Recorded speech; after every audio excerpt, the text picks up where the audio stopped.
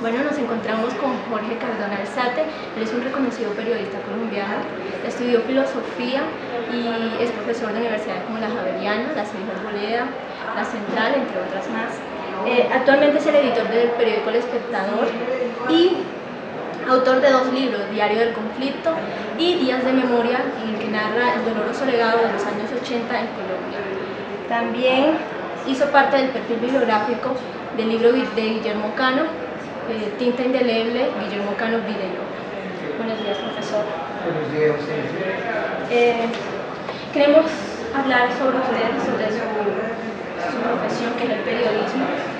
Primero quisiera saber, usted estudió filosofía, pero llegó al periodismo. ¿Cómo llegó al periodismo? Pues realmente primero estudié economía, pero yo tenía la certeza de que no me iba a desempeñar en el campo económico, porque ya tenía una vocación hacia la escritura. Entonces terminé escribiendo en los periódicos y me vinculé al tema periodístico por pura vocación. Ya siendo periodista, estudié filosofía y letras porque pues, me debía a esa inquietud intelectual y ya con las 2 carreras me he defendido, pero yo he sido periodista hace 31 años. Mucho tiempo. ¿Y qué fue lo que más le cautivó del periodismo para quedarse y no seguir por la economía o por la filosofía? Bueno, como te digo, yo tenía, digamos, el interés por la escritura, que digamos fue el punto de partida de vincularme al periodismo, porque uno cuando le gusta la escritura pues quiere publicar y pues no va a publicar libros directamente, sino que quiere hacer periodismo. Entonces empecé a hacer unas colaboraciones desde Bogotá para un periódico de tamaño universal que circulaba en Tunja, porque un primo mío vivía en Tunja, estudiaba música y me vinculó en ese tema. Pero realmente lo que me dejó en el periodismo fue el contacto con el periodismo judicial. Yo siempre he sido periodista judicial y como puedes saberlo muy bien, los años 80, sobre todo la segunda mitad de esa década, fue pues, dolorosa en muchos hechos. Y uno en ese momento era estar parado en la historia, viviendo los acontecimientos de la guerra de Pablo Escobar, el exterminio de la Unión Patriótica. Sí, a eso iba. Usted trabajó periodismo en los años más oscuros, tanto para el país como para el periodismo colombiano. ¿Cómo fueron las vivencias de su trabajo en ejercicio en esos años? Pues era un proceso muy doloroso, porque realmente uno lo que iba era a contar los muertos y a tratar de encontrarles un sentido y un contexto a episodios que estaban sucediendo en Colombia que eran sumamente graves. Entonces los carros bombas, los magnicidios, las masacres, era el recuento casi cotidiano de esa época dolorosa de Colombia. Y con la persecución al periodismo que se dio también en esos tiempos, ¿cómo, a usted también le llegó esa persecución? Yo tuve un proceso difícil ya a finales de los años 90, pero en los años 80 los viví haciendo radio con la juventud a cuestas, que es uno un poquito irresponsable también, como que no se da cuenta y no advierte un poco los peligros que lo rondan.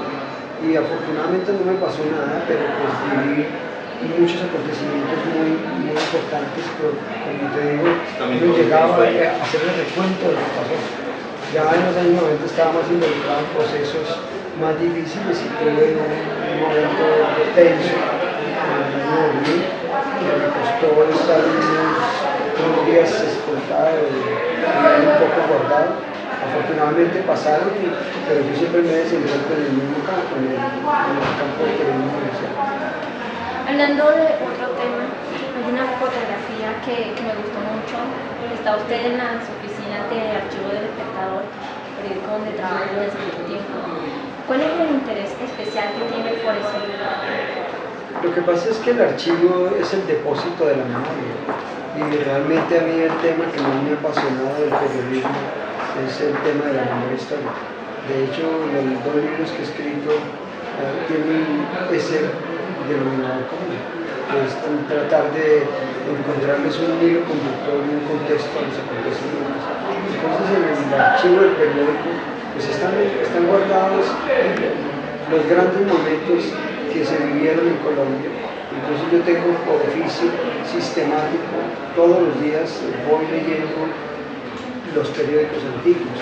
Yo empecé a leer los periódicos desde los años 30 hasta el momento y ordenadamente los he vuelto a leer y los he leído 2 veces y en este momento estoy en 1970 y volvemos a leer, por eso es que yo me gusta tanto el archivo del periódico.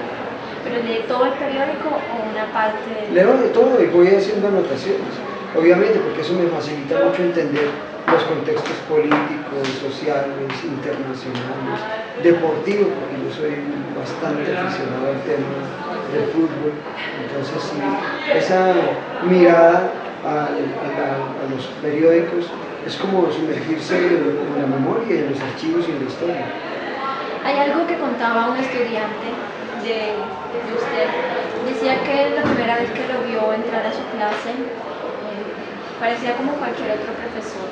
Pero en la segunda clase, cuando usted entró con su libreta de cuaderno recortado y entró con una lámina de los próceres de la historia del país, y decía que usted tenía la radiografía de la historia. Y me pareció muy interesante porque su libro, Días de Memoria, cuenta la historia de una época, creo que es de 1984 o 86 hasta 1991. Entonces, y decía una frase que es que la memoria es necesaria, aunque duela o provoque. Entonces, quería saber si a Jorge Cardona la memoria de nuestro país le duele o le provoca. Bueno, realmente yo creo que las dos cosas. La memoria duele y provoca. Yo creo que esa fue la motivación fundamental para escribir, por ejemplo, los días de memoria, porque uno a veces escucha en los medios de comunicación unas interpretaciones bastante facilistas de lo que sucedió en tiempos pasados. Entonces la idea era hacer un recuento sistemático y con un ritmo de noticia para tratar de explicar esas circunstancias. Si uno analiza el trasfondo de lo que sucedió en la segunda mitad de los años 80, puede entender los fenómenos que pasaron hoy, el desenvolvimiento de la guerrilla, el auge del paramilitarismo, la consolidación de los carteles del narcotráfico, el fortalecimiento de las redes de corrupción, pero todo a partir de un examen riguroso de la memoria. Y esa memoria debe tener pero también termina siendo un incentivo para trabajar. Una pregunta para Mónica, para la persona a que dedica su tiempo libre, cuando no está en el computador y cuando no está dictando clases. A correr, soy buen atleta y a ver fútbol. Yo soy enfermo de fútbol, veo los partidos de la A, la B, la C, la liga de fútbol, todo. Bueno, vamos a hacer una entrevista con para conocer un poquito más un periodista. Pues periodistas hay muchos, pero obviamente en estos últimos tiempos me gusta mucho leer a Alberto Salcedo, me gusta leer mucho las columnas de opinión, leo mucho a los columnistas, a Ramiro Bejarano, a Felipe Zuleta, a Samper, hay mucho periodista colombiano muy importante, a Gerardo Reyes, no podría quedarme con él. Un presidente colombiano. Pues yo creo que el presidente colombiano más importante es Simón Bolívar, nuestro padre de la patria, pero obviamente ha habido presidentes muy importantes como Alfonso López Pumarejo, particularmente con una obra muy meritoria y creo que me quedo ahí.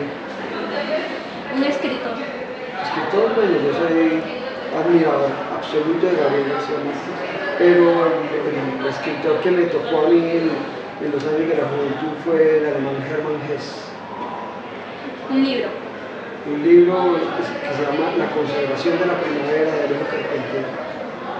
Un cantante favorito. Mercedes Sosa, representa mi generación y lo que vendíamos en ese momento. ¿Y una frase?